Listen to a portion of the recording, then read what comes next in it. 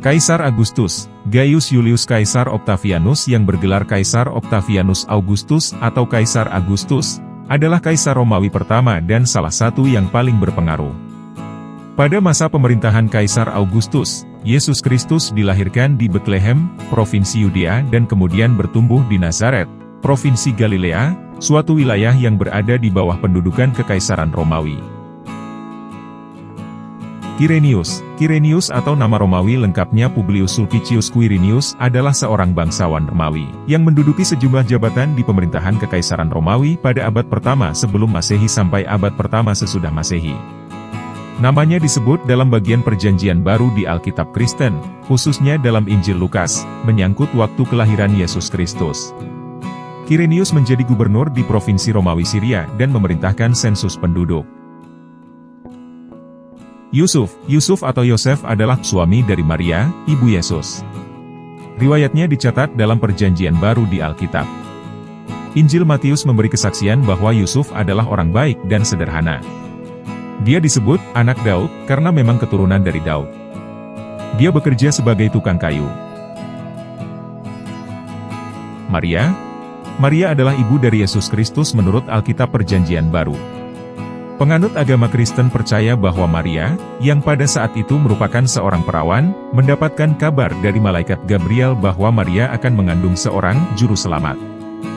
Juru selamat yang dikatakan oleh malaikat tersebut adalah Yesus Kristus.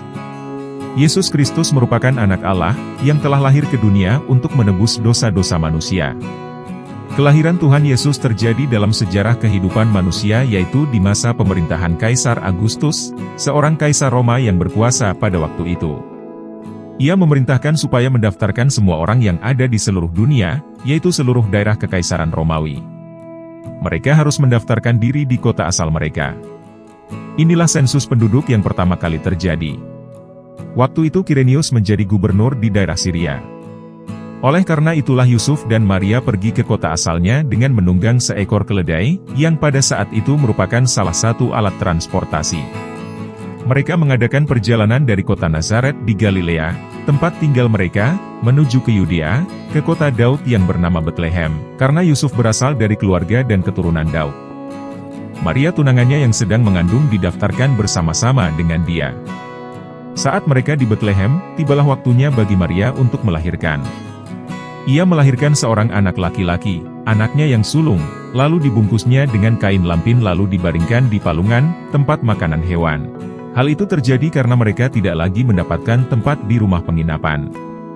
Namun peristiwa kelahiran itu menjadi sukacita bagi dunia, oleh karena Sang Juru Selamat telah datang untuk menyelamatkan manusia dari kegelapan dosa. Jadi sekalipun Yesus lahir dalam kesederhanaan, tetapi Dialah Tuhan dan Juru Selamat dunia ini. Dialah Tuhan dan Juru Selamat kita, manusia. Bina Anak Pelajaran 53, Judul, Yesus Juru Selamatku. Pembacaan Alkitab, Lukas pasal 2, ayat 1 sampai ayat 7. Ayat hafalan, Lukas pasal 2, ayat 14.